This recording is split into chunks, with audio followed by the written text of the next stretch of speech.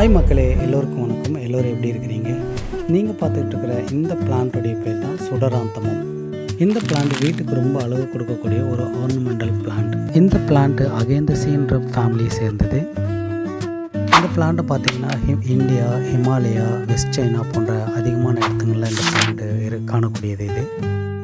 இந்த பிளான்ட்டை பார்த்திங்கன்னா க்ரீனு, பிங்க்கு, மெரூனு, க்ரீன் போன்ற கலரில் இந்த பிளான்ட் நமக்கு அதிகமாக கிடைக்குது.